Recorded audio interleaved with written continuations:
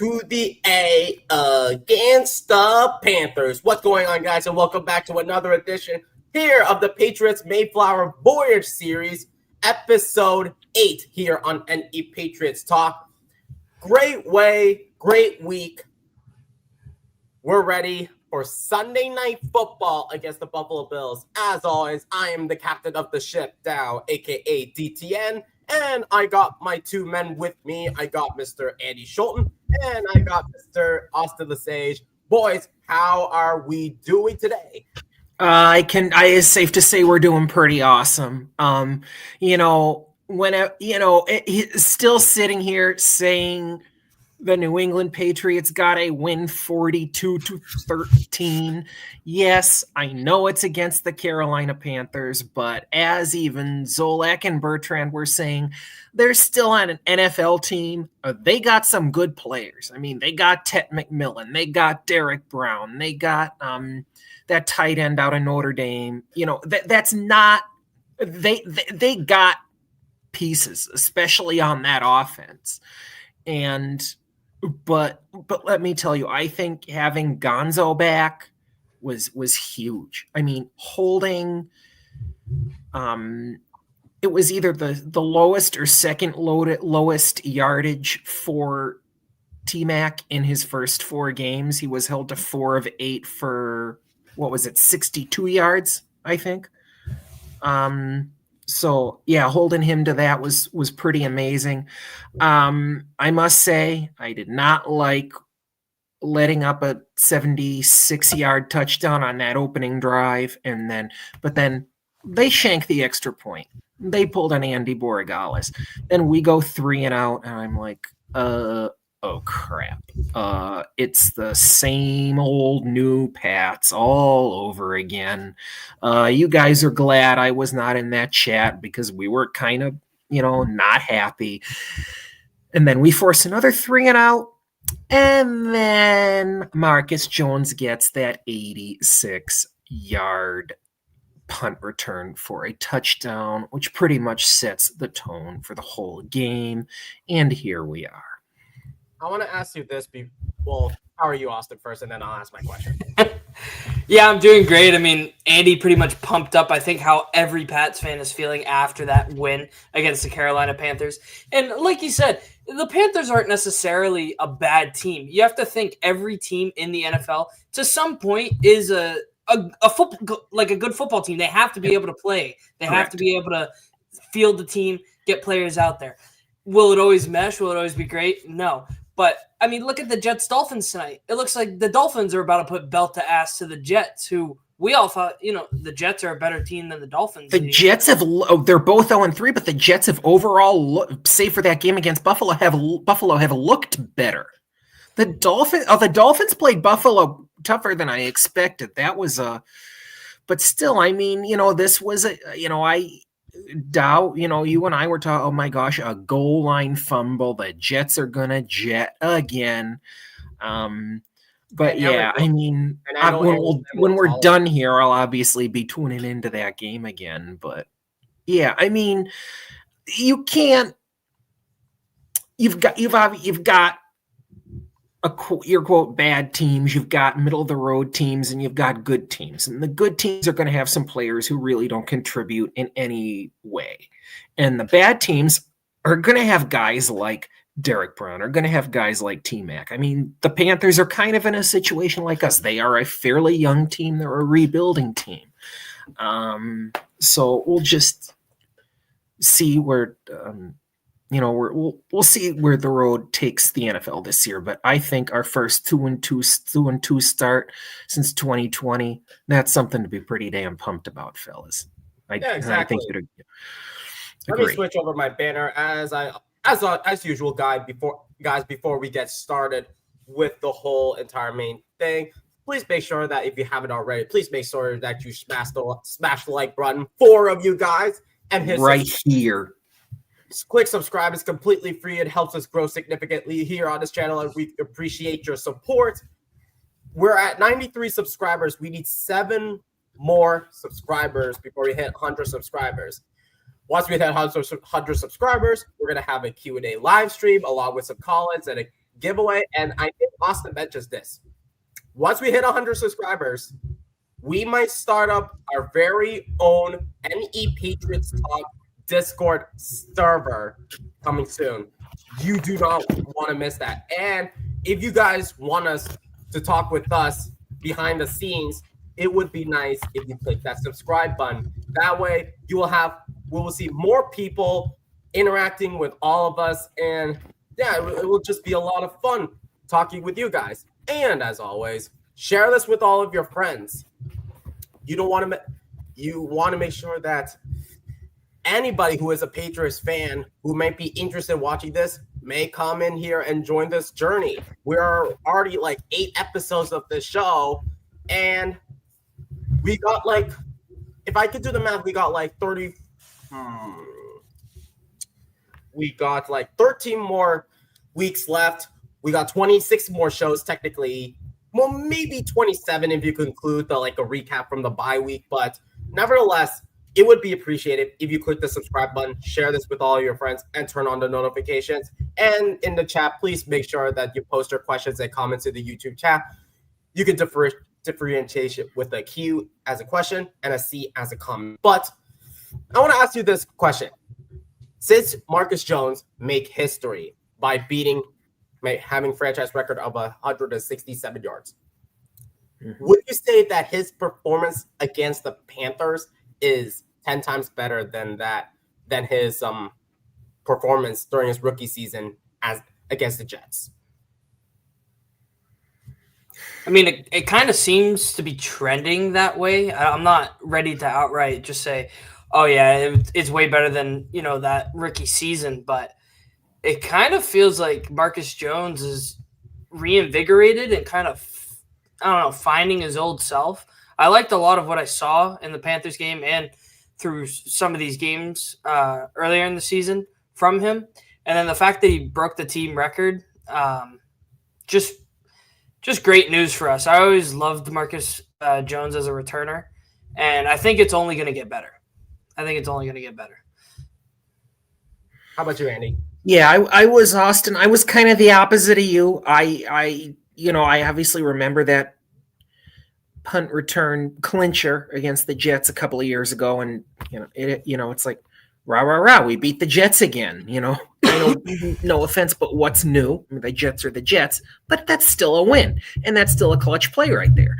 But yeah, I do agree with the kind of reinvigoration under this Vrabel staff, because he seemed to really take a fall off, if I'm not mistaken, under Mayo last year. I can't think of any key plays off the top of my head, but as I said in our little, not really in the preamble, after we started going live, he set the tone for that game, and it was just that paved the way for 42 unanswered points. I believe it was 42 unanswered points before the Panthers scored a touchdown in garbage time in the fourth quarter.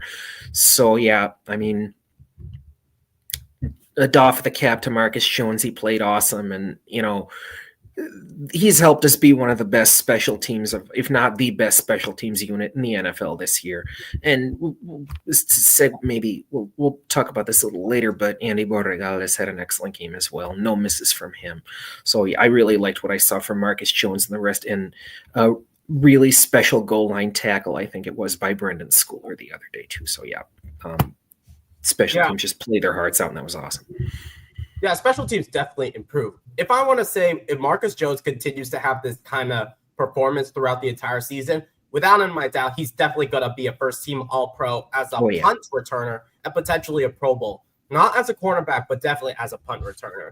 And it would make me think that probably we can look into the draft and maybe draft a cornerback, because obviously cornerback is essential to the secondary, and obviously there has been some lackluster performances, and also health has been a key issue.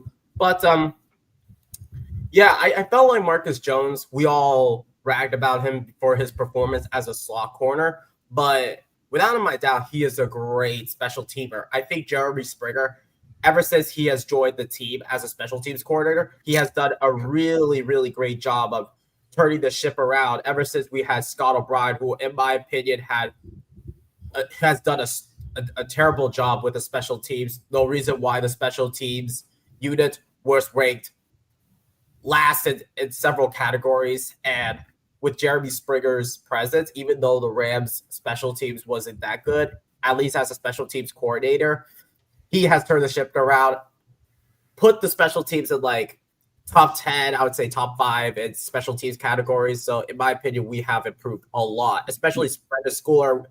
After having a Pro Bowl performance and a first team All-Pro performance, I would not be surprised if special teams would be a lifesaver. Also on special teams, we pinned the Panthers. Behringer pinned the Panthers inside their own 20 twice, which is, I mean, we could not pin a team in last year, bad team, good team, what have you. We couldn't pin a team last year inside the 20 to save our lives. We just kept having these punts the past couple of years. You know, opponents that have it between the 30 and the 40 invariably. So seeing that from him is, and I think crediting not Steeler. What's his name again? The special teams coordinator. It's Jeremy Springer, thank you. Yeah, I think having him heading special teams is a real boon, kind of helping us go worst to first in the NFL in that regard. Interesting, but let's get started with like some of the positive takes before we get to some of the negative takes. But let's start with this question from our good friend Nelson. He asked, "Hey guys, with Diggs playing in the slot more, what do you think Pop's future may hold? Because his biggest problem to me is his awareness. What are your guys' thoughts on? Because it seems like ever since Diggs has been taking the slot a lot more, and he has his first 100+ yard game, I would say, as a New England Patriot, and it makes me question of like what Pop's future might hold, because currently he's on his 3rd year of his rookie deal, and I would not be surprised if he gets cut soon or maybe gets traded off to a different team. But would you see like Diggs getting more production in the slot position than Pop? Because it seems like if Diggs continues to play in the slot and then maybe like have Booty and Mac respectively in the X and the Z, could Pop be on the outside looking in, considering that his job his position might be in jeopardy? Yeah, I think 100%. I mean, Stephon Diggs, I always felt has played the best in his career out of the slot. I thought it was a no-brainer that he was going to come to New England and play out of the slot. Obviously, we have a lot of slot guys is the issue. Pop Douglas, unfortunately, has just not been performing this year. You know, there's been lapses in judgment, whether it's the Steelers game on that 4th down where he just doesn't go for the first. He tries to spin a dude and try to – what's the one thing like Bill Belichick preached? It was always like, do your job and just take it like one play at a time. Don't try to essentially play hero ball or try to get everything back in one play. All we need is a yard there, and then it's a reset of downs. And it's just a mental lapse, and it's gone. Yep. Then it's also like the Steelers game. They're predominantly like a man coverage team, and he's supposed to be like a man beater with the way he runs his routes. The dude couldn't get open. He caught 2 balls, and one of them was that last play of the game against them. And quite frankly, even against the teams with zone, he just fails to really know the zones and knows where to sit in the soft spots of them. And you see it where May's thinking, okay, he's going to stop running because it's an open part of the zone, and Pop just runs past. Or, I will credit it. May has overthrown him a couple times, but to me, Pop's just been probably one of the biggest disappointments in our wide receiver room. Kayshon Boutte obviously had an explosive first game. Still had a touchdown in the second game. Like, you can at least say he's been contributing. I'd say Mac Hollins is probably the biggest surprise out of all the receivers. Already has 2 touchdowns this year for us. Yeah. I mean, you can definitely see why Bills fans loved him and why they were sad that they let him go, and, of course, to a division rival. And then – Diggs, I think, is only going to get better. I think Even his words, they asked him his comfortability in the Patriots offense, and he says he's at about a 5 out of 10. So to me, that just means he's still learning the playbook and still learning, where to fit. But there was a beautiful, beautiful play I'd like to reference, and it's the one where Maye throws it to Diggs as he's running up the right sideline. And before Diggs can even turn around, the ball's right there, and he just catches it. That right there, if we can keep building that chemistry, I mean, there's potential. Diggs is playing until maybe he's 34, 35 with us. He outplays his contract. That would be the best of any scenario. But at this point, Pop Douglas has just really underperformed, and I'm starting to struggle where we could see him on this team. Maybe punt return, kick return type of thing, because I do like his explosiveness. He is similar to Marcus Jones in both size and skill set, I feel. But he is just falling in that depth chart, and the fact that we have Efton Chisholm kind of scratching at the door right there is just not really looking good for him. I had high hopes for Pop. I was a Pop guy when we drafted him, and I wanted him to. I think he had he's had a few decent games over the past couple of seasons, and I thought he was a must to keep on our on our 53. Yeah, 53-man roster. Yeah, on our 53-man roster, exactly. And then really starting after that Raiders game, I mean, he had the touchdown. Outside of that touchdown, he had negative yardage.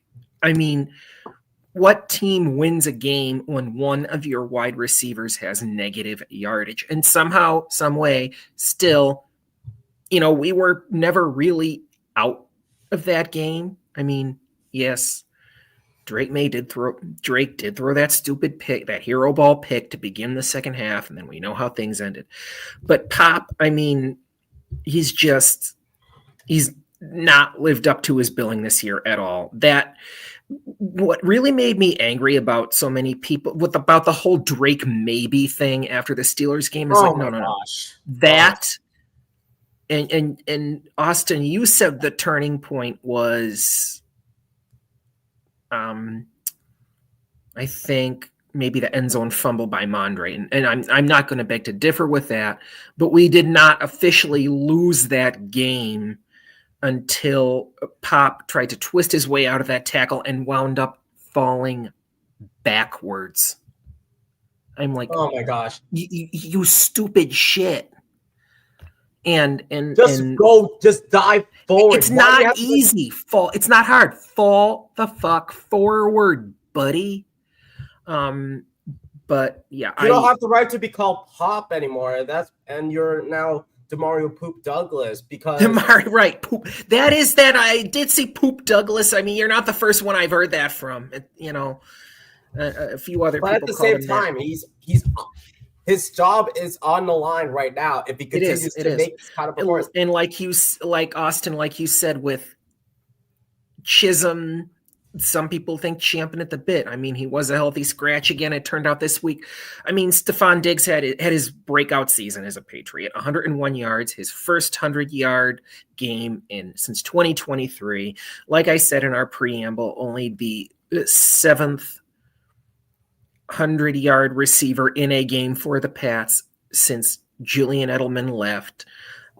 He played out of his mind on Sunday, and that 30-yard, was it a dig route, if I'm not mistaken, from Maye was disgustingly beautiful. I know that's an oxymoron right there, but that's exactly what it was. Yeah, that play was disgustingly stunning. And you look at that and you think, oh yeah, that's your Aaron Rodgers. That's your Josh Allen. That's your Tom Brady. And if I can use this to segue into that quarterback list, Dow, that I sent you earlier. And yes, I do agree that Diggs did not look washed in that Panthers game. And I don't know, it could low-key be a revenge game for both him and Hollins against Buffalo on next Sunday Night Football. Yeah, definitely. I think this is going to – oh, okay, I do see that. Is it this post that you sent me, Andy? That is absolutely it, yep. Yep. And I'm taking a look at this stats, and basically, oh my gosh, Drake May has looked impressive so far, because the streak was the two game performances against that game against the Dolphins. That lost against the Steelers, yet those 2 touchdowns to Hunter Henry were beautiful. And obviously that touchdown to Hunter Henry again, along with Matt Collins. And I'm like, I can't believe we got barefoot Matt Collins in the roster. I felt so bad for Bills fans when I heard when they heard that they lost Matt Collins, because I knew he was like a contributor to the Bills offense for Josh Allen, because you had Shakir, because Coleman didn't live up to the expectations. Curtis Samuel, he looked non-existent. It's like both Shakir and Hollins were like huge contributors to the Josh Allen or the Joe Brady offense, and I can see why Drake May values Matt Collins to be his top guy. Granted that he's a tall wide receiver, and I know Drake May does well when he throws to like tall receivers instead of like these small wide receivers like Pop Douglas, for example. And when Hollins was in Vegas, Drake May, Josh McDaniels loved to feature him in red zone packages. Same thing for Joe Brady in Buffalo. And that's how he was properly deployed on that play on Sunday, and he made the play on that beautiful, beautiful touchdown. So yeah, Matt Collins, Stephon Diggs, I'm starting to like those guys, and this is after a couple of years in wide receiver wilderness. So 200 after we only had 5 over 4 we had 5 over 4 seasons, 100-yard receiving games for the New England Patriots, over 60. We've had 2 this season, 103 by Kayshon Boutte against the Raiders, and then this past game against the Panthers, 101 from Stephon Diggs. And I think that's only going to start increasing as the season goes on. This offense is opening up, and I am excited to see it. Yeah, I like how I remember in the past people like bragged on Josh McDaniels because of going back to his old ways when it comes to his offensive play calling with his slant routes, or maybe these screen passes, as we all know, because Josh McDaniels and his screen passes have always pissed off Pats fans. But it seems like Josh McDaniels realized about Drake May's mechanics, his skill set, and why they need to open the book a lot more further, especially when you're going up against the Bills next week, which I figured to be the first midterm for the New England Patriots. Because the first what? Midterm exam. Oh, I thought you said midterm. I'm like, what's he, like an election? Oh, a midterm exam. Yeah, I gotcha. And I wonder what the reception will be like out there for Matt Collins. I think that'll be an interesting thing to see. Yeah.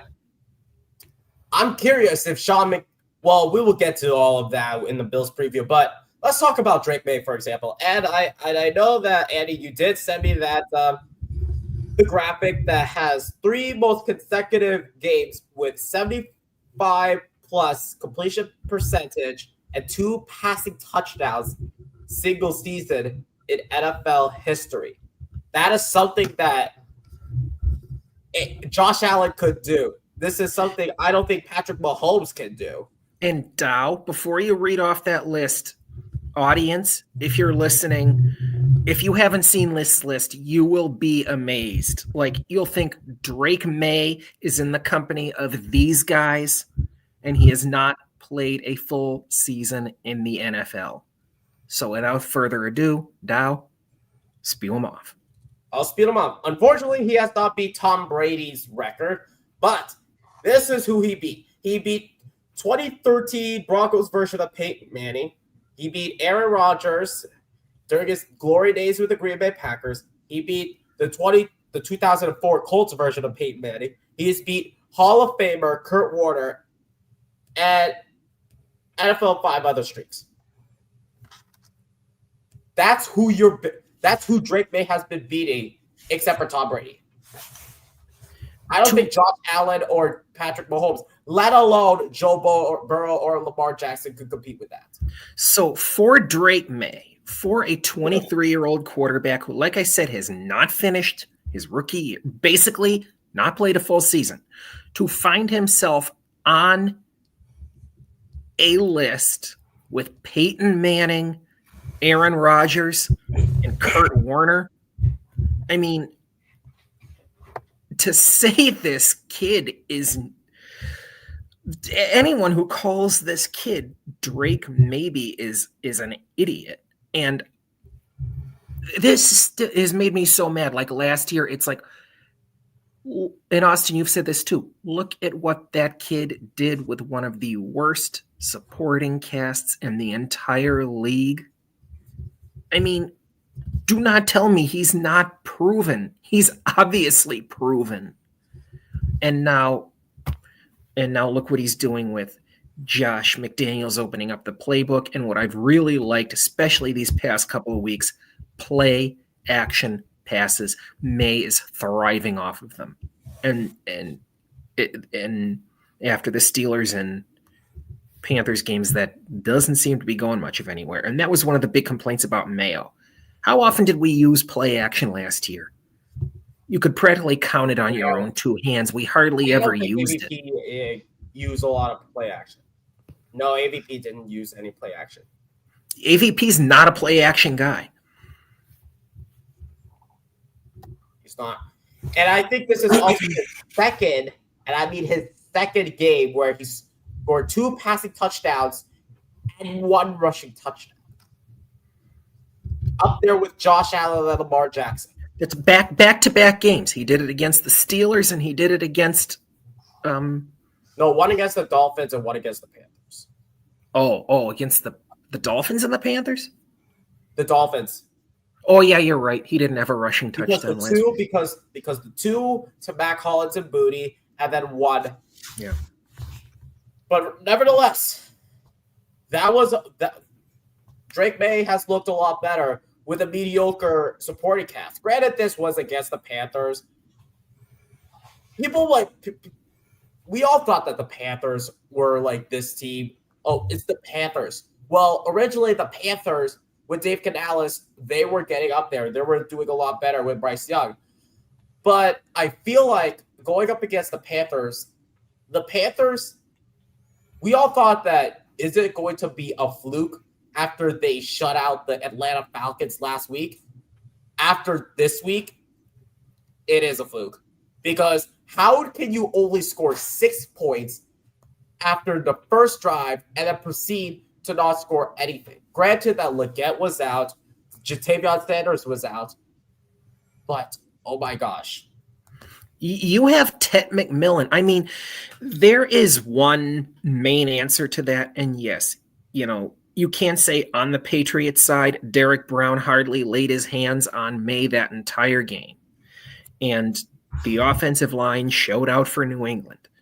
But Derek Brown, a lot of people were talking about him in the lead up to that game. Like, the Panthers don't necessarily have a bad defense.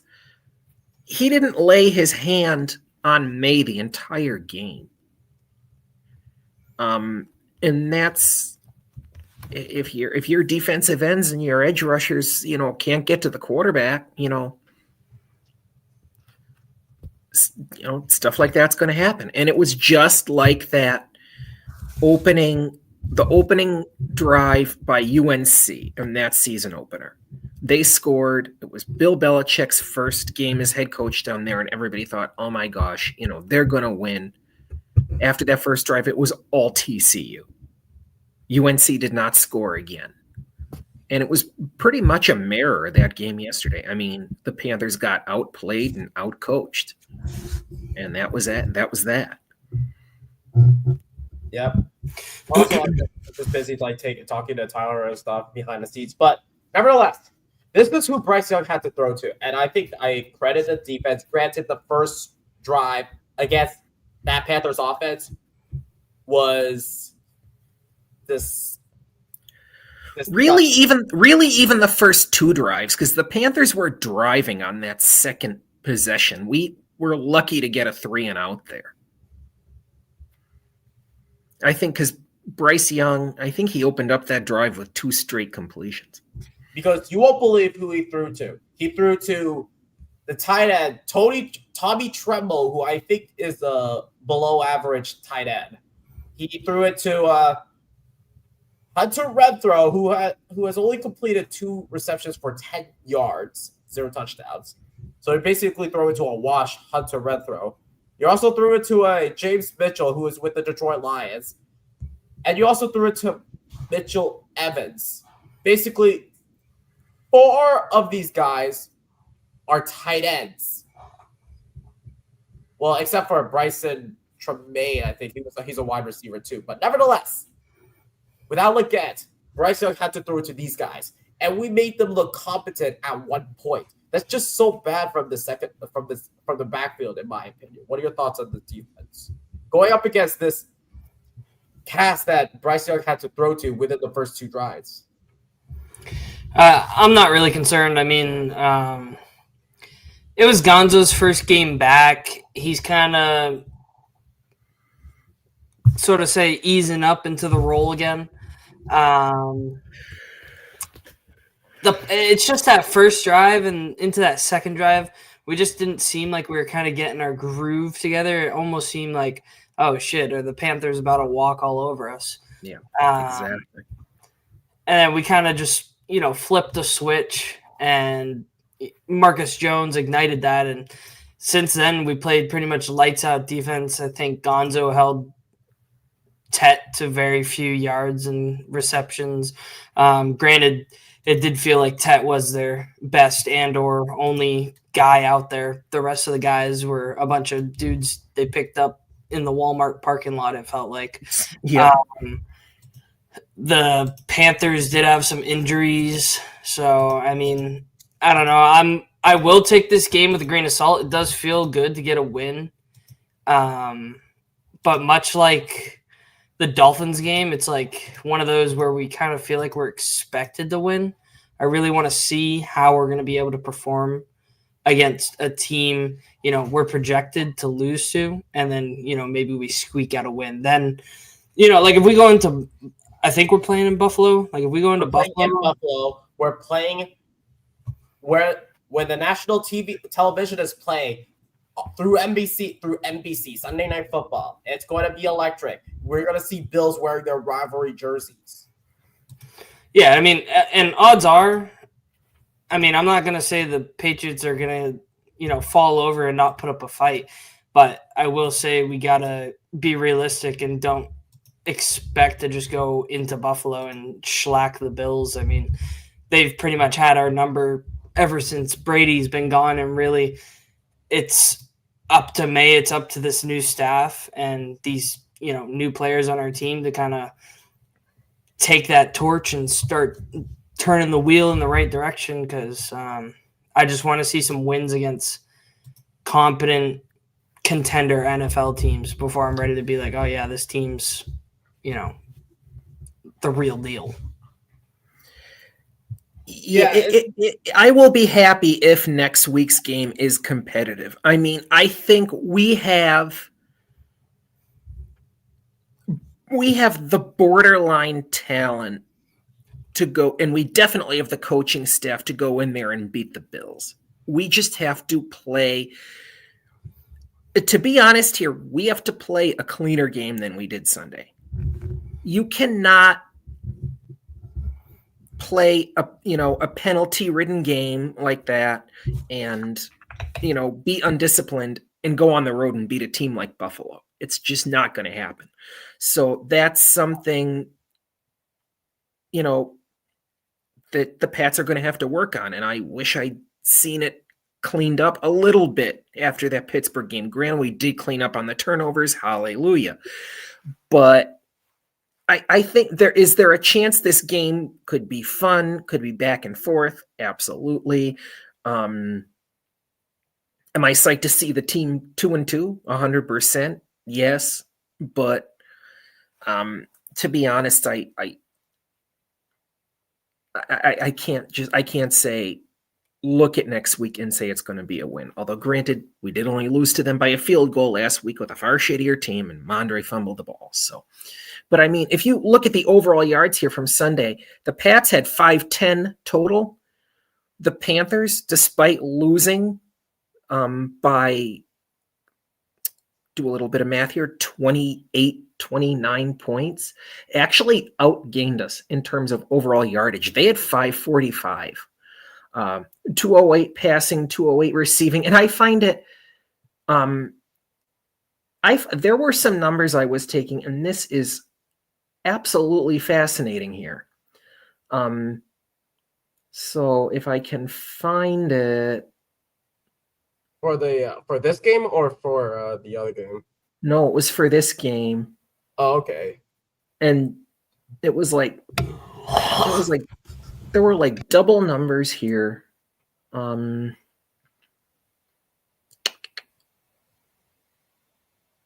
Shoot. I can't find what it is now. But here were Carolina's stats: 505 total yards of offense, 208 passing, 208 receiving. And then the Pats offense had Pats passing. Shoot. Oh, here I go. Had 203 passing, 203 receiving. So there I go. Identical numbers in passing, receiving for both teams. That's actually kind of an interesting stat. The Pats had 37 total tackles, 5 for a loss, a sack, and a pass defended. The Panthers had 21 total tackles, 1 for a loss, a sack, and 2 passes defended. Ryan Fitzgerald missed both a field goal and an extra point. Rico Dowdle had 4 kickoff returns for 100 yards, and Trevor Etienne had 2 for 39. Etienne also had 2 punt returns for a total of 6 yards. Hunter Renfrow had 1 for 13. If I go up, we've already talked about the Pats special teams, and listen to these numbers here. No misses by Andy Borregales, and that is an improvement. Behringer had 4 punts for 205 total yards, like I already said, 2 of which landed the Panthers inside their own 20. Antonio Gibson had a kick return for 28 yards, and Trevion Henderson had 1 for 20. Marcus Jones nearly had back-to-back punt returns for touchdowns, which was amazing. The special teams played lights out. And again, it is against the Panthers. This is against a team that could well have a top 5 overall pick, but it's still competition. And as you heard from the numbers I just read, and the Pats threw down a more than respectable performance against them. Interesting. So let's take a look at all of these team stats and make these comparisons, because I gotta say, we have a lot of first down. It seems like Panthers had a lot more first downs than the New England Patriots because the Panthers had 11 first downs while the Patriots had 8. They had 8 first rush downs while we had 7. But we didn't do great in third down efficiency, but he's even better. Panthers were even worse when it came to fourth down efficiency, but that is in garbage time. But let's talk about this one thing, and I think we still have to hark on one thing: penalties. Once again, penalties have been a game killer, regardless if they were questionable calls or not. Penalties are what kills you the game. It just shows you how undisciplined you are. One particular penalty I'm a little upset about is the pass interference onto Carlton Davis. What has been going on with Carlton? What has been going on with Carlton Davis? He just, I noticed it, and I noticed it in the Raiders game and the Steelers game and this game. He just doesn't. And he was a really good defender when he was on the field for Detroit last year. He does seem to have fallen off. I don't quite know why, but I mean, he hasn't been as bad in coverage as Alex Austin, and having Gonzo back is a breath of fresh air after having to watch Alex Austin get penalized on the field for 3 weeks. But yeah, I am upset that Carlton Davis does not seem to have found the game that he had with the Lions last year. I don't know if that's something Vrabel and Core can work on. But yes, I would like to see improvement. And I think it was, correct me if I'm wrong here, Dow, in the first half, we had 5 penalties. The Panthers had none. And that is the Panthers had one, I think, at the end of the half, but still, finally a flag on Carolina, but still, that is not 5 against 1. That's not a number you want to see against a team like that. If you can, either of you can look up the overall penalties. I think in the end, we were penalized more than they. It's just, although of course last week we had all those penalties, and outside of the turnovers, we outplayed the damn Steelers. And looked how they looked against the Vikings yesterday in Dublin, which a lot of people had the Vikings down as a playoff team. And when we segue into the defense, I'll talk about yards. But yeah, I mean, back to Carlton Davis here. I have not been impressed with him over these 4 games. Interesting. I see. Granted, there's so much going on behind the scenes. It's hard to focus on the game where there's clearly a lot of what has been going on, especially behind the scenes, especially from a production point of view. So my apologies if I'm not looking directly at the camera, so forgive me. But good. So let's see what also we need to talk about. We improved a lot in the red zone. We were 4 for 4 in the red zone, and it seems like even though it's against the Panthers defense, granted it was the Panthers defense looked non-existent in my opinion. How did you feel about us scoring, being 4 out of 4 in the red zone? Yeah, I mean, I definitely love the efficiency of that. We kind of struggled over the past couple of years, really hammering it into the red zone. I know that's something they tried to practice a lot this entire offseason. Something I would like to point out, though, is I think motioning helped a lot. It was a big part of the game plan. I think my number here is pre-snap motion on 60% of the plays.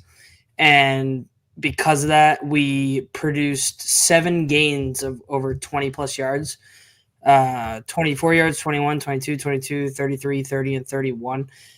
And to me, those were the big plays that got us into the red zone. And then from there, it was gravy because I just think our team has been so driven to practice that and put in those scenarios that I wasn't even concerned. Like we've just had really good red zone efficiency this year.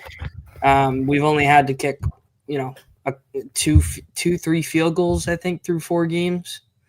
So anytime we can hammer it in is great. And I'm liking what I'm seeing. I'm liking the packages. We're putting 2 tight ends. We're putting Mac Hollins in there. We're getting the big bodies. We're getting the people that are willing to block, throw their, body on the line to get us yards for our running backs and lanes and stuff like that. So really no complaints on my end.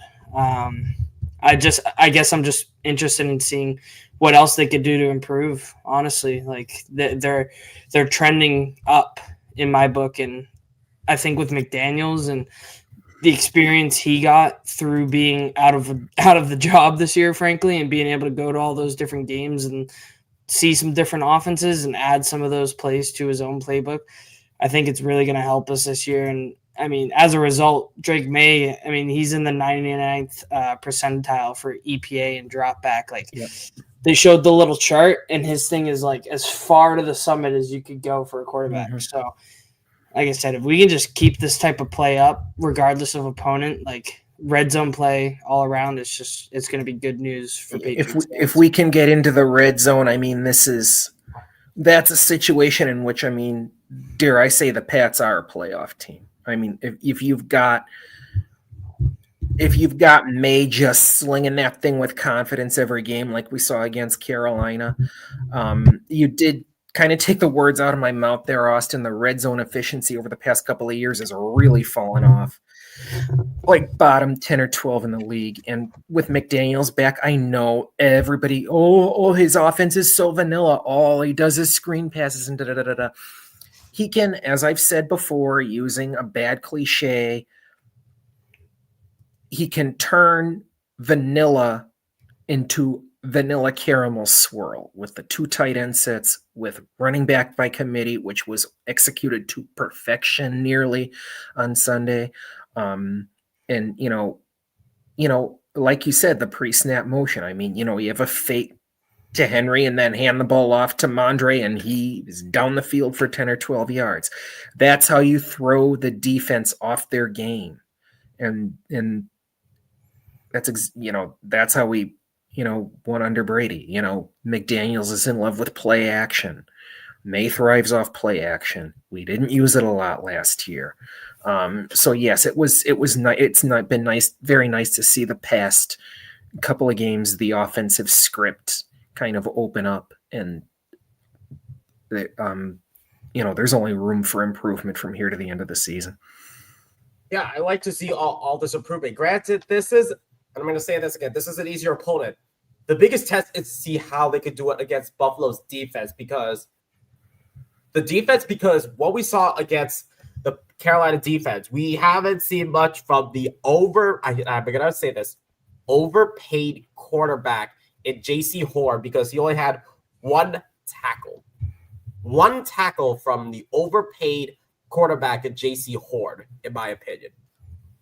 That just says how much this defense, how this Patriots offense took advantage of this horrible Panthers defense, in my opinion.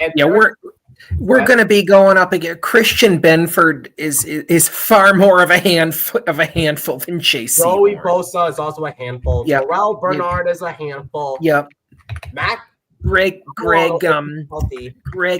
Newsome, who's that defensive? Greg Rousseau. Buffalo have a lot of defenders that were a handful. Yep, and I think one of their players is going to be out from suspension. It's either Ogunjobi or Michael Hoyt, I think. One of those 2 defenders is going to be out from suspension. Interesting.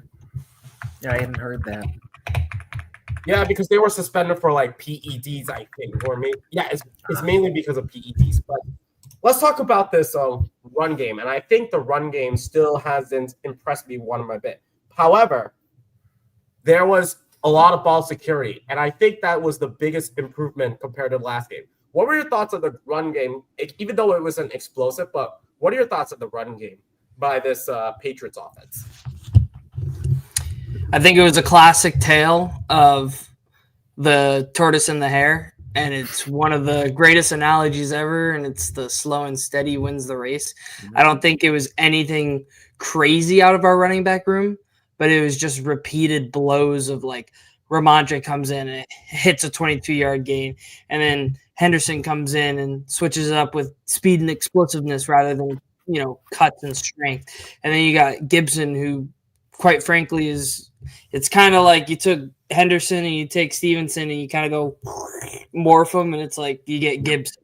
So I really like the balance. In my notes, it said Stevenson had 28 total snaps, Henderson 14, Gibson 9. Granted, I don't know how many of those were pass blocking versus them actually getting the ball or receiving the ball from Drake May. But Henderson hammered it in on the goal line, and Gibson hammered it in on the goal line. I'd like to see Stevenson being trusted. He was still our lead back even after repeated fumbles last week against the Steelers. This run game did a total 180. It literally went from us being like, get rid of Ramondre, this running back room's in shambles, what are we going to do, to literally the next game being like, wow, this is what a well-balanced, 3-headed monster at running back can really do. Again, it sucks because I don't want to have the caveat of, well, it's the Panthers, but it is a lower tiered team in the NFL, but they are still starting caliber NFL players. Again, big test. Bills, when we play the Ravens, that'll be a big test. Like, I want to see us pull off some of this stuff against these better teams. I don't want us to just keep having close games and losing them and then going against these quote unquote shit teams and just blowing them out because that's what we're supposed to do. I want to see us play like we are against the shit teams as we are playing against the good teams. And, hopefully it just goes from there. Yeah. Here we go, Austin. In the Pats' Week 4 game win against the Carolina Panthers, Mondre Stevenson was the featured running back, receiving the most snaps, 28, and carrying the ball on the first offensive play of the game. So there you go. Yeah. And okay. Oh, I have to scroll up here. So I Sorry heard, about this, guys. Austin, that Tyreek Hill is currently hurt at the time we're going live. Yeah, I guess he literally snapped his leg in half. I would not look at the photo. Interesting. Diggs tied his season low playing 31 snaps, but he had his highest usage by playing in 31 overall snaps, but 63% of offensive snaps, which is the first time he surpassed 60 all year. So that's in his snap share should only go up as the season goes on. I see. But yeah, so basically now that could there be a possibility, Austin, that Tyreek Hill could be out for the rest of the season? Rest of the season? I don't know. I've never broken a bone in my entire body, so I'm not one to speak, nor am I in the medical field, so I do not know recovery time or processes for that specific injury. All I know is I got a notification just saying, like, shit, Tyreek Hill just snapped his leg, and then another notification saying, yeah, I'm not sharing the photo. It's too graphic. So what kind of injury again? Tyreek Hill literally, like, snapped his leg. Oh, his leg. Because he got carted off the field. Like I got a hairline ankle fracture. Let's see if I can do math. 7 years ago now. I was in a boot for 2 weeks. The recovery took the better part of a month and a half.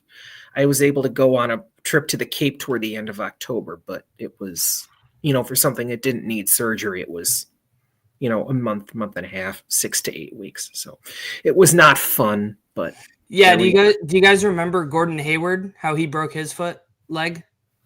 I don't remember that. Okay, I didn't get into basketball until like when I saw the rise of Jason Tatum. I could show it real quick. It looks terrible.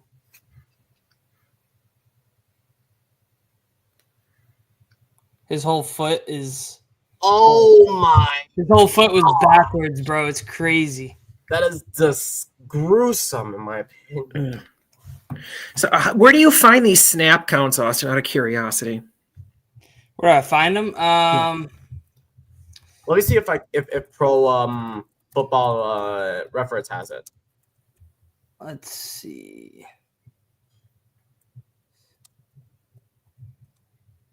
Because it seems like this game was too good to be this good. This game was too good for. Because basically everything looked better. Granted that this is Dave Canales, and I feel like this is the Dave Canales Panthers we're going up against, and it feels like Mike Vrabel took this, saying that, Tech McMillian says, the Patriots are this and that. Dave Canales says the Patriots are this and that. My thought process with Mike Vrabel's thought process with how he took it to a full offense, and they actually ran across that team. Like, because I felt like Ted McMillan, even Coach Canales, got really cocky. He did. He 100% did. Okay, here I go. Okay. Oh no, that's toggle per game stats. Okay. Hold on. Let me head to advanced stats. Let me take a look at advanced.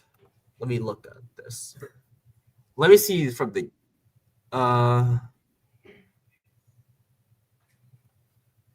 So for Stephon Diggs against Carolina. 6 receptions, 14.4 yards per target. It doesn't give me the snap count. What? I don't see the snap count on Pro Football Reference if I'm looking at it. Sorry, Austin. We'd love to know where you find them. I think I thought I linked it in the Unless Carlos has something for us in the Google Doc. Like I usually left some links there. Who are we looking for? Snap count on who? Stephon Diggs. On everyone. But let's just do Stephon Diggs just to play safe.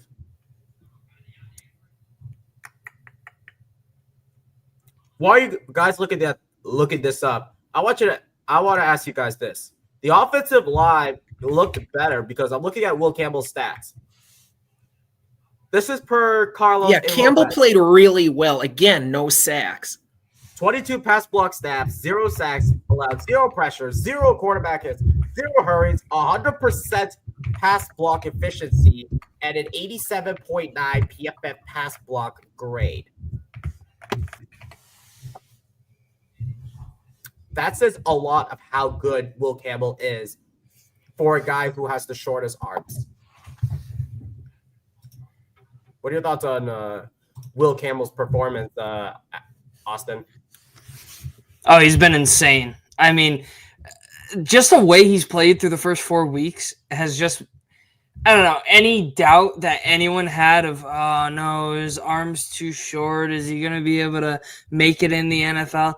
Dude's been unstoppable. Like, literally 100% pass block, like, last game, or I don't know the term exactly, but he didn't allow, like, any pressures. I mean, the dude, if you want to nitpick, a little bit of the run game, I guess, has been dipped, but even then it was something like an 88%.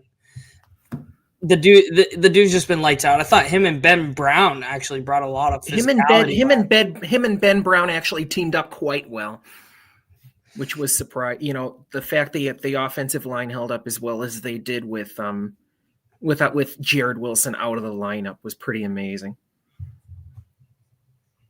Yeah, even without Jared Wilson, I think with Ben Brown, I felt like this was a good matchup. But this is against the Panthers.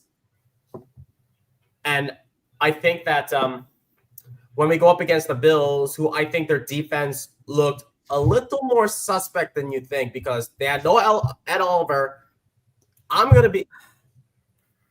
We'll be finding out what Ed Oliver and Matt Milano's injury report. And the Saints covered against them on Sunday. Wow. And we all thought the Saints were going to be a bad team per Thomas, but I feel like the times are going to be worse. Nevertheless, I just feel like the schedule is looking easier. Granted that people might say, oh, Drake May's this. He's going up against this team. Yeah. I just want to segue into defense. That's all.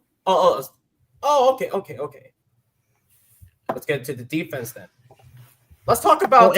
Sorry, Austin. Let's quickly get to Jack Gibbons because I feel like this was like his breakout game because going up against this rushing defense, against this Panthers rushing offense, it looked non-existent going up against Chuba Hubbard. Chuba Hubbard, yeah. What were your thoughts on Jack Gibbons' performance in this game? Hell of a lot better than Christian Ellis. Yeah, 100%, yeah. Oh, I agree. 100%. I don't know what it is. It just feels like Jack Gibbons plays way more instinctual. I don't think anybody doubts Ellis's, physicality and, speed, but it just seemed like something was lacking out there. And I mean, from the moment Vrabel made the switch, I was really impressed with how Gibbons, took advantage of his opportunity and really went out there and played a solid football game at the linebacker position. I do think, going into this season, we were kind of looking around. We're like, what's the weakest, point on our defense? after 4 games, it's really starting to look like that linebacker room. Exactly. Which is surprising because with the signing of Spillane, with bringing back Ellis, with the signing of Gibbons, I mean, I'm praying that with Tavai coming back, hopefully this week, we get a little bit of a boost there. But yeah, the linebackers have been kind of poor, but I was very impressed with how Gibbons handled his play on Sunday. Yeah, I felt like a switch up because obviously Christian Ellis is a liability in coverage. He's a liability in coverage, in my opinion. I think that Christian Ellis is more of a special teamer at this point. Jack Gibbons. And who? Let me rephrase the question. Andy, can you? Christian Ellis is a liability in coverage, and he does. I think he's great. I think he's only great in like special teams compared to Jack Gibbons, who I think looked a little better in coverage in my opinion. And I feel like with Jack Gibbons' presence over Christian Ellis, granted that Mike Vrabel never brought in Christian Ellis, it was from the 2 previous regimes. Exactly. So using Mike Vrabel's guy, I think it just makes more sense. And I think Mike Vrabel thrived when we had Jack Gibbons thrived when he was put in this position. So yeah. But and granted, he looked great, even though he was recovering from an ACL injury that he tore back in last season. So yeah, I think he's going to have a breakout season with the New England Patriots, and probably given his contract, get a contract extension, I would say, because I feel like if he continues to ball out heading into like October, November, and December, regardless, I think I'm going to be really excited for that. I'm going to be really excited to see how Gibbons is used. But also, let's quickly talk about Tavai, and then we'll get to our winners and losers. Tavai is going to be back soon. His window is going to be up after recovering from that knee injury he suffered during mandatory minicamp.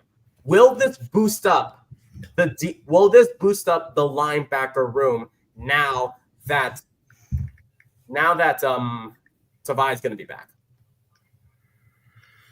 Yeah, I think our linebacker play, as much as I dumped on Tavai for him dumping on the fans toward the end of last season, I mean, yeah, he might, ultimately be a guy this linebacker core needs. I mean, Spillane did have a good game against Pittsburgh a week ago, and if I remember correctly, he was kind of non-existent against Carolina. And Tavai's reliable. He's pretty much always on the field. So yeah, it'll be interesting to see how Vrabel and Core use him once we've got him. And I just want to add one more thing on offense. Over the first 2 games, we allowed on average. Let me just do my addition real quick. We allowed on average 339 yards. 339 over the first 2 games against Vegas and Miami. These past couple of games,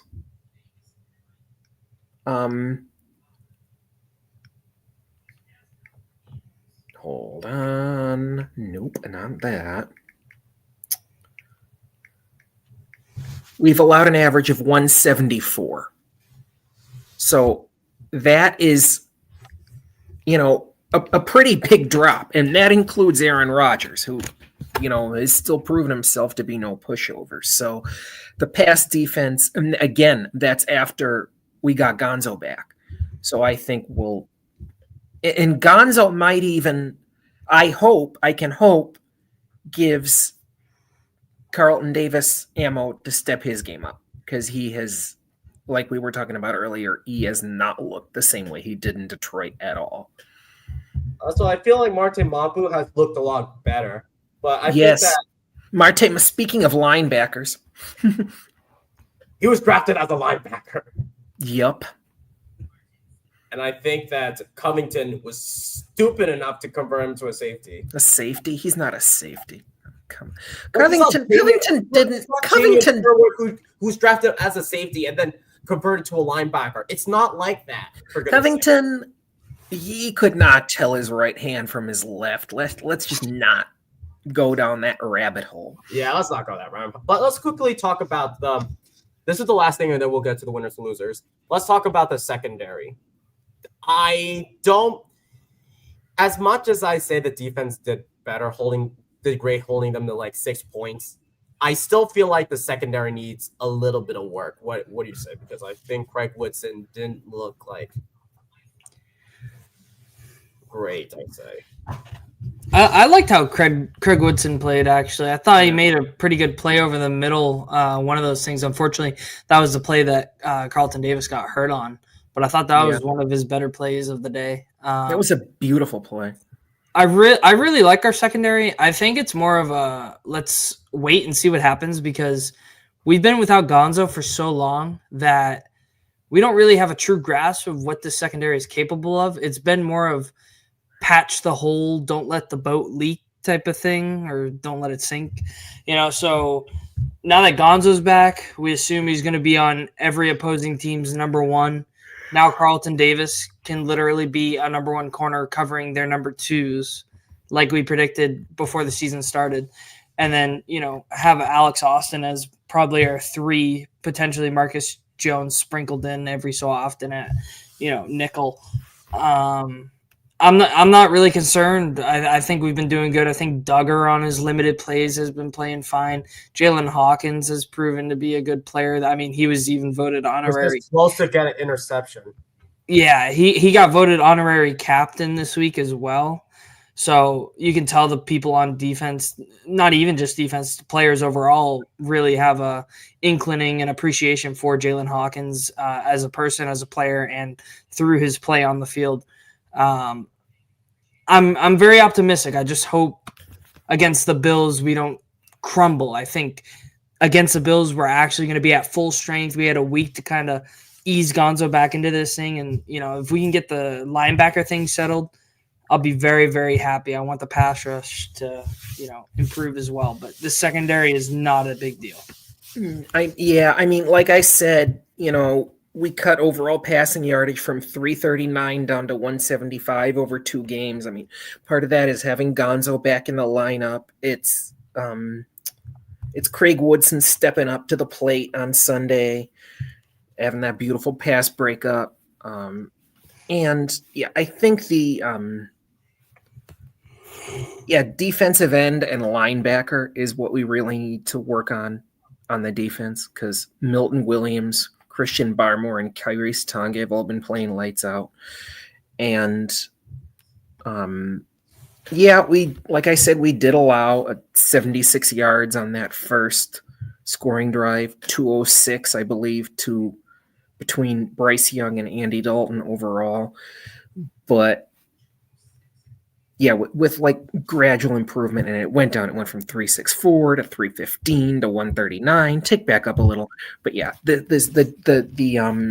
secondary is one of those things, kind of a bend but don't break defense, like we saw a lot of under Belichick. And another thing is, last time when Gonzo was playing full season, Barmore was completely out, and DPF mentioned something of that, like. It's a little of Barmore getting back to the switch of the season. And with Milton Williams' presence, it helped the secondary a lot.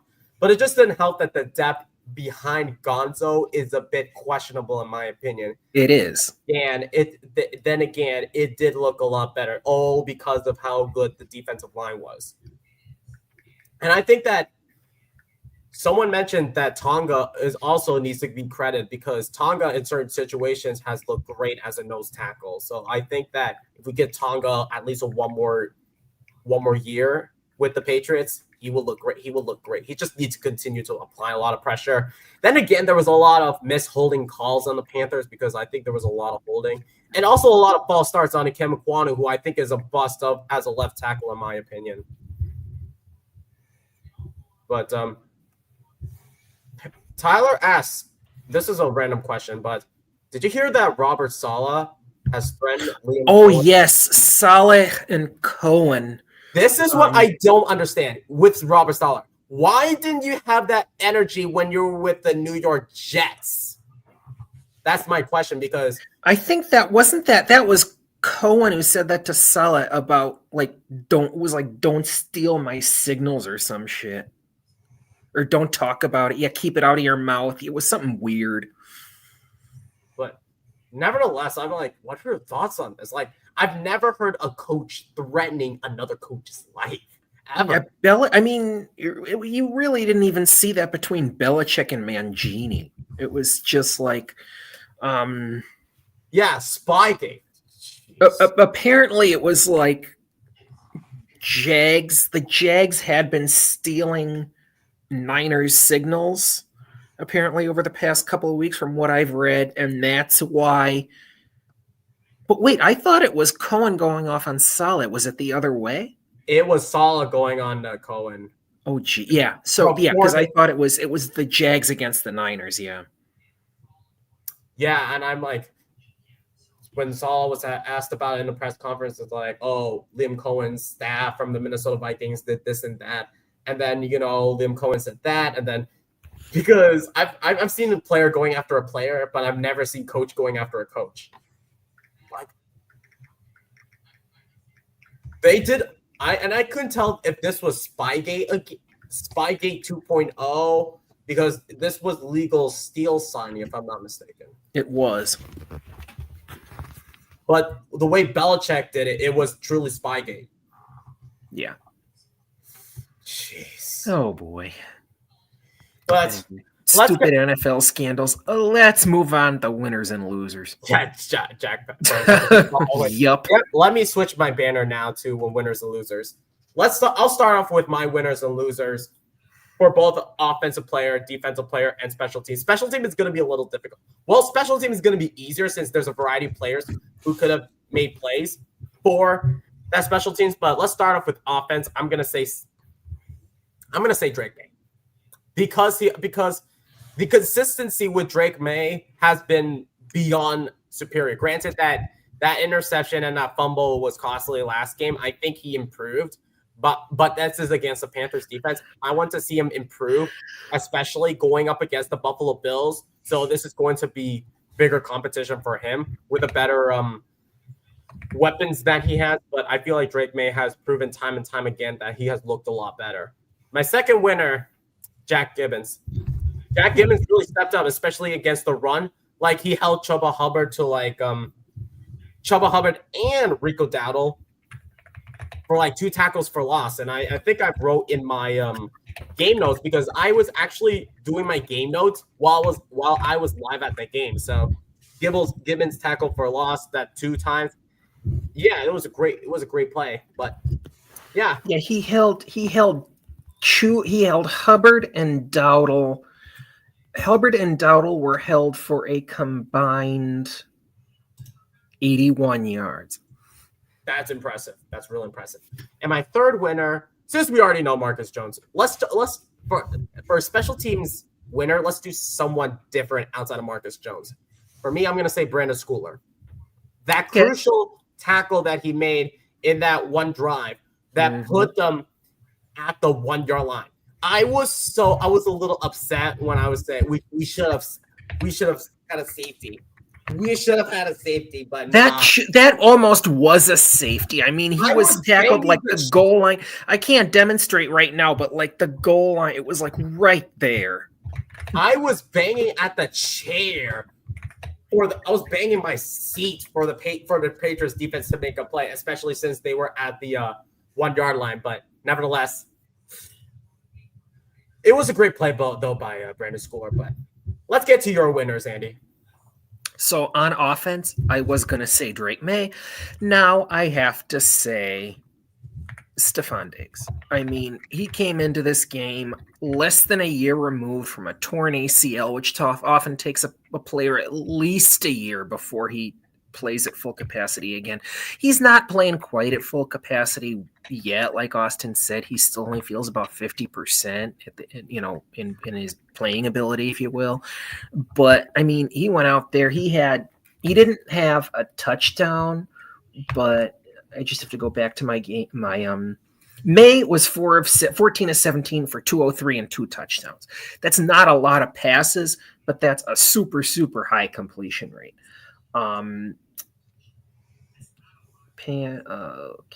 Carolina, Pat's passing, Pat's rushing, where's Pat's receiving? Here it is.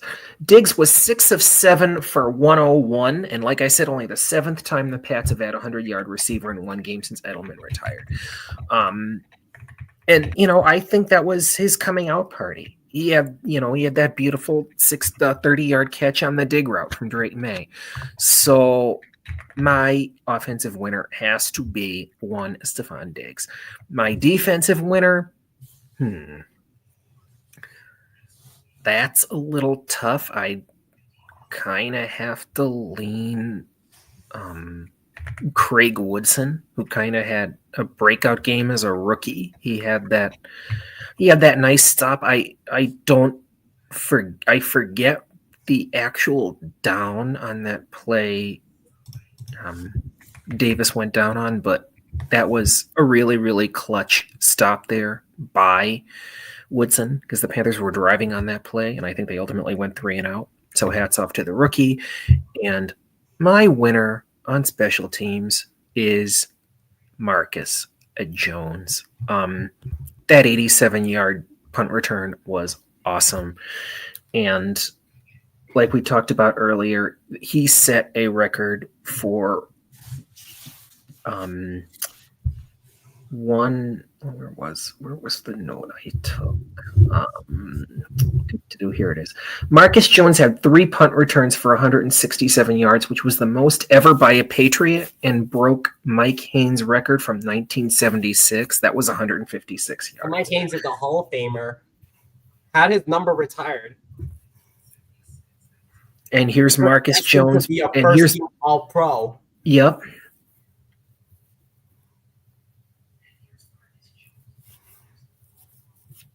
So yeah, that's the highest ever yardage on punt returns by a Patriot. So that's pretty special. And that touchdown run was amazing. So those are my 3: Diggs, Woodson, and Jones. Austin, back to you. Yeah, I think the most obvious winner for offense to me is Drake May. May, yes. He had a sharpshooter stat line, 14 for 17, 203 yards, 2 touchdowns, plus a rushing touchdown. He directed a motion-heavy play-action attack with precision. This is his 3rd straight week above 75% completion rate. He's just shaping up to be everything that a franchise wants in a QB and to be the face of their franchise. And he's dual threat, too. Yeah, I've just been super impressed. Let's hope to see him keeping up these stats. Let's hope maybe he breaks that list that you had. Maybe he gets ahead of Brady after this Bills game. Who knows? But defense, my winner is Christian Gonzalez. I think with him being out for so long and the uncertainty of, is he going to come back and be 100%, or is he going to come back and, he's going to have some growing pains because he wasn't necessarily out there practicing with everyone or getting that game speed. But he returned from injury, played 46 snaps, which equates to about 71% of the snaps on defense, gave up just 2 catches for 31 yards, and stabilized the secondary and cut down Carolina's ability to hit explosive plays for my notes. And you could definitely see the rust on him early, which pretty much attributed to Carolina being able to just drive down the field like nobody's business.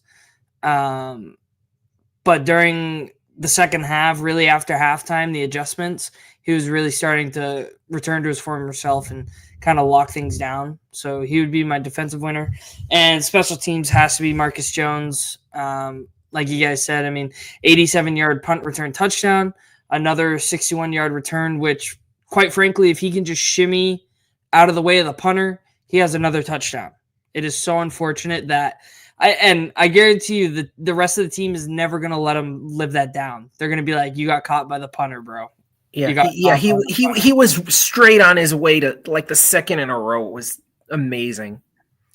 And like you said, there were some honorable mentions that could be winners, like Will Campbell, because of how perfect he is in the pass blocking. There's also who else? Andres Borgales, because the way he bounced back. You know what's interesting? In spite of having somewhat of a shitty performance against Miami or maybe against Las Vegas, I think the game ball that was given to him by Mike Vrabel, it just builds up his confidence. I think that if you're a coach and a team and a player, and you give a young kicker this amount of confidence, without any doubt, he would be a franchise kicker. Not like to the level of Steve Gostkowski or Adam Vinatieri, but maybe to like somewhat the level of Nick Folk. I would be impressed, especially when you have that momentum. And let's get to the losers. The losers is kind of difficult, but also another honorable mention winner, Hunter Henry. Another touchdown for him in his list. And then Travion Henderson getting his first touchdown as a rookie. Oh, you're muted. Off autopilot here. Yeah, definitely an honorable mention for Trevion. Let's get to the losers. Losers is a little difficult, but I'll say my first loser. So I can't do offense, defense, and special teams. However, I can just collectively say who the losers is. One of them being Demario Douglas, once again being a non-existent factor. And second loser is Carlton Davis with that pass interference penalty and him being, I get it, he's injury prone, but again, the pass interference call on him, it was unacceptable by him. That's for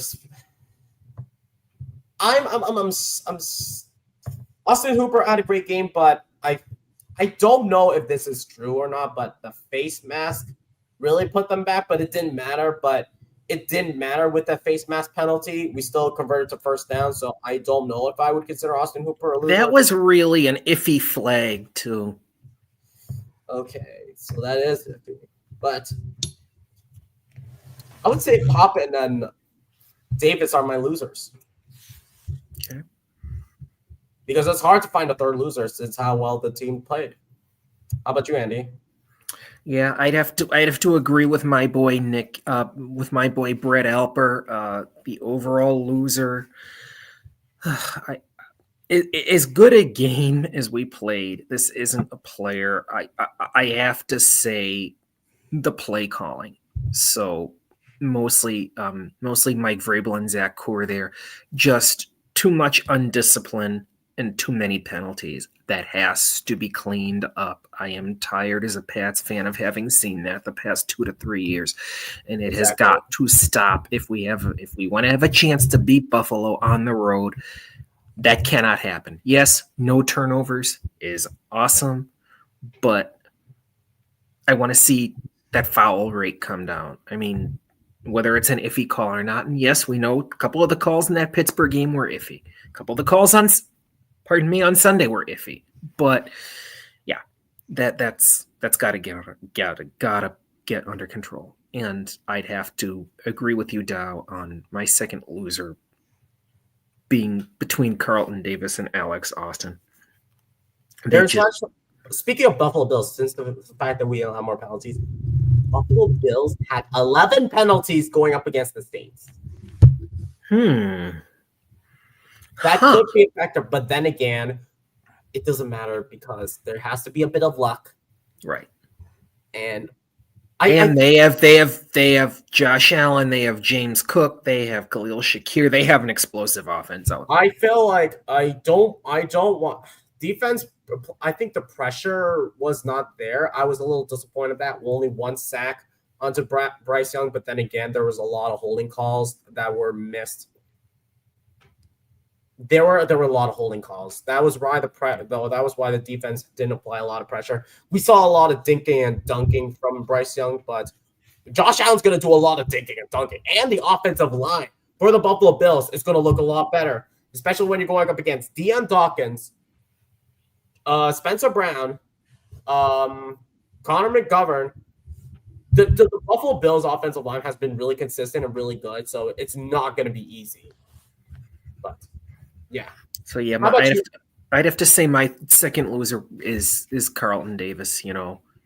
Not being able to get a stop on that touchdown, that early touchdown drive, and the holding call. Was it holding or pass interference? It was PI. Anyway, it was PI. It was PI. Yeah. So anyway, that's my 2. How about you, Mr. Lesage? I think the obvious loser on offense is Demario Douglas. Only played 8 snaps all game, 0 receptions. It clearly looks like he's being phased out of the offense for Stephon Diggs in that slot receiver role. And even with more of the 2 tight end sets, there just isn't a place for a 5'8" receiver weighing 190 pounds wet. He's in serious risk of being regulated to just some gadget duty if he doesn't show some flash or, just some upside in these next coming games. I mean, frankly, we could be looking at maybe he's not even on the team next year. He's really got to come out here and start acting and playing like he wants to be here. Defense, my loser was Christian Ellis. Rotational snaps were fine, but he really struggled against the run, and he over pursued on a couple of Chuba Hubbard runs. And then with Jack Gibbons and Robert Spillane cleanup tackles, Ellis didn't really stand out. It felt like those two were having a way better day. And he really failed at his opportunity to kind of carve out a bigger role for him on Sunday. In terms of third, it was really hard to kind of decide. So I just kind of went with a unit, and I said basically our run defense unit. I think letting up 130 yards on 28 carries, which is roughly 4.6 yards per carry, really can't have that. The only other honorable mention I would say is the penalties, 7 for 54 yards. It just feels like in the past couple games we've played, we've just been gifting the other team free yards, gifting them new downs. I can't tell you how many times against the Steelers I was literally like, all right, 3rd down, here we go. Oh, pass interference. Oh, holding. We really, really, really need to clean up the penalties, especially going into Buffalo, especially prime time when all eyes are going to be on the game. We got to clean up the penalties. So I did my addition on the Panthers rushing yards. I only came out with 117, but anyway, it's not a big deal. But then again, we were really good against the run. But it seems like going up against James Cook, it's going to be a tall task to see how they go up against James Cook and besides Chuba Hubbard, who is their best offensive player. Because Josh Allen and James Cook on the run, on the ground, it's going to look disgusting if we let up these kind of plays. Yeah. So that's what we have to be careful for. But there's actually one other honorable mention for the winner side, and I forgot to include him. Mac Hollins. Once again with a touchdown, being a crucial player that he is, being an X factor for the Patriots offense. I think that if Hollins is used a little bit more, even though he's more of like a rotational guy, this wide receiver room could be a little scary. I think Mac Hollins with more production, he will look great. But guys, that's gonna be it. But I want to ask you guys in the comment section below if you're watching this replay. Oh, this is a great question from Tony Mitchell. We got to answer that before we call it for a stream. But honestly, who would you guys take? Kyle Arrington or Christian Gonzalez? Gonzalez. Arrington, granted he is a 3-time Super Bowl champion.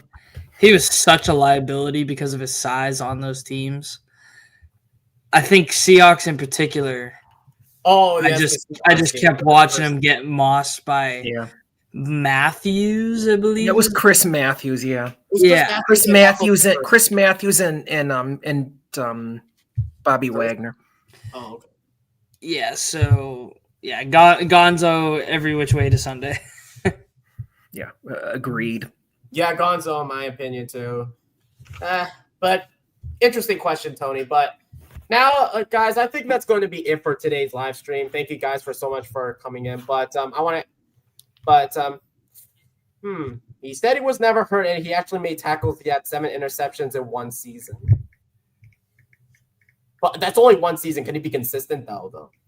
He couldn't be consistent. But nevertheless, thank you guys for so much for joining this live stream. And I want you guys in the comment section below, what were your thoughts on that Patriots-Panthers game? What were your winners and losers in the comment section down below? We would love to read those.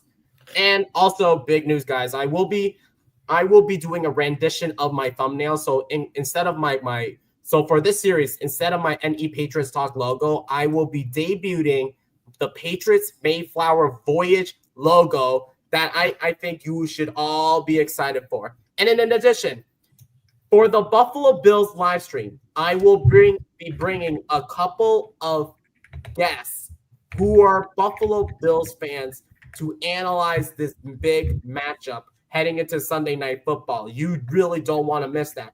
And if you guys don't want to miss that big show against the Buffalo Bills, please make sure that you click the like button. If you really enjoyed this series and you have enjoyed this journey so far, click the subscribe button if you really appreciate this content, and it's completely free and helps us grow as a family, as a community. If we get more subscribers, we will be opening up our very own Discord server. You really don't want to forget that. And turn on these notifications so you won't forget on your upcoming shows here on NE Patriots Talk channel. And as always, guys, let's go Pats. Go Pats.